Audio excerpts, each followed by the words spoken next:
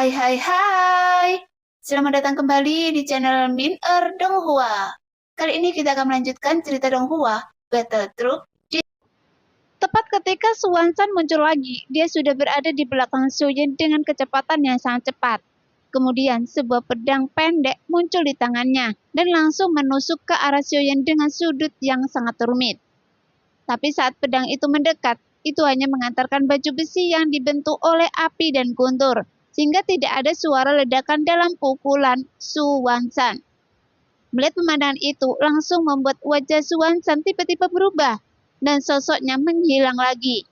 Kemudian dalam sekejap dia muncul dari arah lain sambil mengunci Xiaoyan dari udara dan langsung menamparnya. Segera sebuah telapak tangan menyelimuti tubuh fisik Xiaoyan yang hampir roboh di tempat. Pada saat ini, telapak tangan hitam menciptakan sebuah angin cermin lain yang membawa kekuatan yang lebih menakutkan dan langsung menderu ke arah Xiaoyan, yang membuat wajah tegas Xiaoyan langsung pucat. Bagaimanapun, energi dan darah di tubuh Xiaoyan sudah sangat lemah. Tampaknya sekarang semua kekuatannya telah terkondensasi dalam teratai ganda api dan guntur di depannya. Meskipun begitu, dalam menghadapi telapak tangan besar yang mengaum, Xiaoyan hanya mengangkat tangannya dan melambai. Kemudian teratai ganda api dan guntur terbang keluar dan langsung bertabrakan dengan bayangan telapak tangan hitam Suwansan dengan keras. Tuar! Di bawah suara teredam, ledakan api dan guntur yang menyapu membawa kekuatan penghancuran yang sangat kuat. Dan teratai api dan guntur langsung menembus telapak tangan hitam besar itu. Dan nyala api secara langsung membakarnya dan mengubahnya menjadi beberapa bagian. Sialan, mengapa orang ini bisa memadatkan kekuatan aturan yang begitu kuat? Seharusnya dengan kekuatannya saat ini, dia tidak mungkin bisa melakukannya. Dengan kekuatan ini, bahkan orang kuat tingkat ketiga yang saya temui di bawah kekuatan teratai api dan guntur ini bisa langsung membunuhnya. Jadi saya ingin tahu, apakah saya dapat menahannya? Gumam Suwansan dalam hatinya. Saat melihat metode yang digunakan oleh Xiaoyan, membuat mata Suwansan bersinar dan dia tampaknya memiliki ketertarikan yang kuat pada api dan guntur Xiaoyan. Setelah Suwansan tertegun sejenak, dia menatap Xiaoyan dengan dingin, seolah-olah dia tidak mempedulikan hal ini. Bahkan, dia sepertinya tidak dengan teratai ganda, api dan guntur. Pada saat ini, sosok Suwansan menghilang lagi dan terus berlari menuju ke arah Xiaoyan. Karena jika dia tidak bisa menyerang pada jarak jauh, maka dia harus mendekat dan menyerang Xiaoyan dengan satu pukulan. Karena dia tidak bisa menundanya lebih lama lagi, jadi sudah saatnya untuk mengakhirinya. Hanya saja Xiaoyan juga tidak berniat membiarkan Suwansan terus menyerangnya. Tiba-tiba Xiaoyan dengan lembut memancarkan cahaya di matanya. Pada saat yang sama, cahaya putih yang menakutkan keluar dari tubuh Xiaoyan seperti gelombang laut dan langsung menyelimuti Suwansan. Melihat pemandangan ini, Suwansan juga segera menembak mundur ke belakang dengan tergesa-gesa karena dia tiba-tiba merasa ada yang tidak beres. Jadi dia ingin segera menghindari cahaya putih Xiaoyan. Namun pada saat ini, sebuah kilatan cahaya guntur yang seperti benang tiba-tiba muncul di bawah kaki. Jelas kali ini Xiaoyan ingin menggunakan pesona abadinya. Karena hanya dengan menggunakan kekuatan Baiyan, Xiaoyan dapat memiliki kesempatan untuk mengendalikan Suwansan untuk sementara. Bahkan kali ini, meskipun Suwansan melindungi matanya, tapi itu tidak terpengaruh sama sekali. Di bawah kecepatan guntur ekstrim, Xiaoyan dalam sekejap sudah mendekati Suwansan.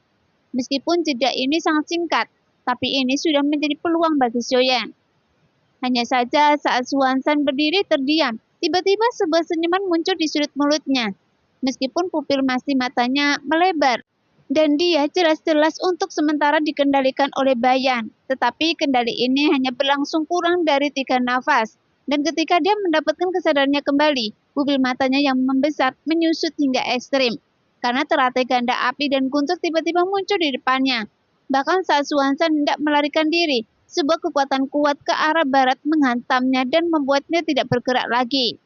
Karena kekuatan hisap yang sangat kuat yang berasal dari teratai ganda api guntur tiba-tiba muncul, karena teratai tersebut akan meledak.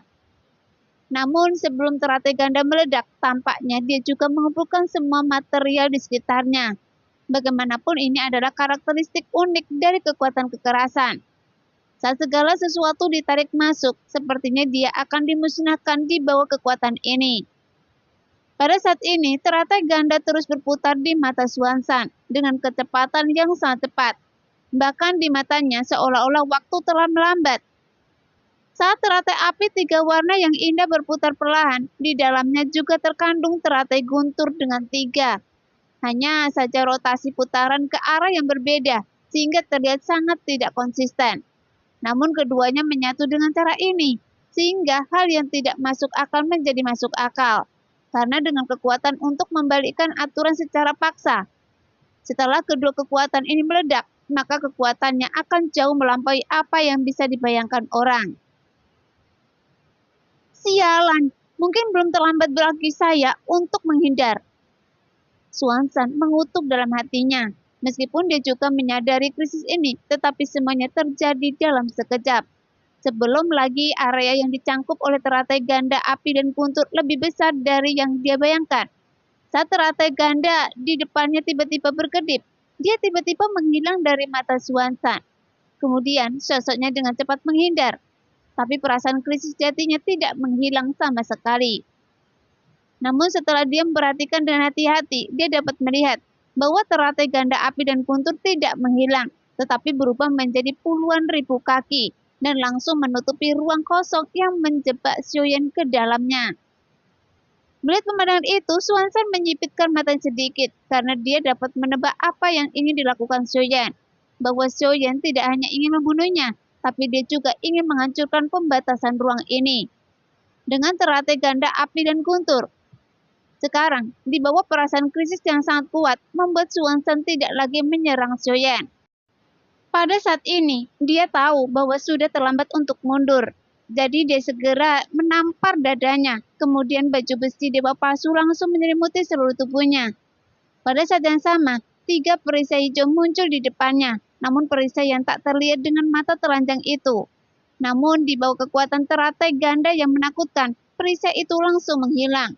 Bahkan baju besi dewa palsu yang menyelimuti Xuanzan meledak hingga berkeping-keping dan menyebar seperti potongan kertas dan langsung terbakar seketika atau ditembus oleh busur guntur dan berubah menjadi abu terbang. Adapun perisai cahaya di depan Xuanzan, dia tidak meledak secara tiba-tiba tetapi terbakar, sehingga kehilangan efek perlindungan aslinya. Pada saat ini, mata Xuanzan menjadi semakin ketakutan dan kulit yang terbuka mulai terbakar oleh nyala api yang sangat kuat, seperti jarum Taisu yang perlahan menggerogoti dan menyiksa Xiaoyan. Tapi Xiaoyan juga mengetahui, pasti ada alasan mengapa Taisu melakukan ini. Dia ingin membunuhnya, tapi dia juga ingin memaksimalkan efek membunuhnya. Segera jeritan dari Xuanzan menyapu seluruh medan perang, sehingga ekspresi Sui dan Suixing yang diselamatkan oleh Xuanzan berubah drastis, termasuk beberapa bangsawan lainnya yang tercengang, dan langsung menunjukkan ekspresi ngeri. Namun, dari tempat kedua orang itu bertarung, tirai api itu sangat besar sehingga mereka tidak bisa melihatnya dengan jelas. Namun area yang diselimuti nyala api dan kilat guntur telah meluas hingga 100.000 kaki. Bahkan di luar formasi terlarang, mereka bisa merasakan sensasi terbakar, sehingga jantung orang-orang kuat Taisu berdebar-debar, karena mereka semua dapat merasakan bahwa kekuatan teratai ganda api dan guntur berada di luar imajinasi semua orang. Kekuatan macam apa ini? Sungguh luar biasa, orang ini jelas-jelas sangat lemah. Bahkan jika dia meningkatkan kekuatannya dengan cara yang tidak diketahui, itu tidak akan mengubah apapun pada akhirnya. Tapi semangat juang seperti itu mungkin telah melampaui lingkup semangat juang Huang Bujie. Bahkan hanya pasukan utama Taisu yang bahkan lebih kuat dari pasukan pertama yang dapat melakukannya. Benar saja, dia adalah reinkarnasi yang mulia, sehingga memiliki keterampilan bertarung yang begitu kuat. Apakah kekuatan ini diwariskan oleh Yang Mulia? Namun yang jelas, dengan kekuatan orang ini saat ini, seharusnya dibutuhkan seluruh kekuatannya untuk menampilkan semangat juang tersebut. Saya tidak tahu, apakah saudara Wansan dapat bertahan? Pada saat ini, wajah dari sosok-sosok itu penuh kepanikan dan kekhawatiran. Di bawah jeritan Xuanzan yang menjadi semakin intens, armor dewa palsu di tubuhnya tidak dapat bertahan lagi, dan akhirnya roboh. Bagaimanapun teratai ganda ini berisi kekuatan guntur Hotian, yang dapat menembus perlindungan Taisu, dan guntur surgawi musuh juga sangat kejam. Di sisi nyala api Xiuyan juga terdapat api abadi, api putih, dan kenyataan yang mempesona. Pada saat ini, kekuatan mereka yang berbeda bergabung menjadi satu, sehingga kekuatan yang mereka bentuk bahkan berada di luar imajinasi Xiuyan. Di bawah teriakan ketakutan Xuanzan, Xiuyan mengabaikannya, seolah-olah dia seperti bahan obat di tungku obat, yang hanya membutuhkan waktu untuk dimurnikan. Sambil memanfaatkan waktu ini, Xiuyan memilih bermeditasi untuk memulihkan semua luka di tubuhnya.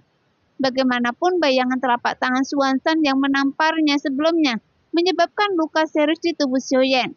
Jadi dia ingin pulih sebanyak mungkin. Nah, demikianlah cerita hari ini. Terima kasih sudah menonton video Min sampai selesai. Sampai jumpa di video selanjutnya. Bye-bye.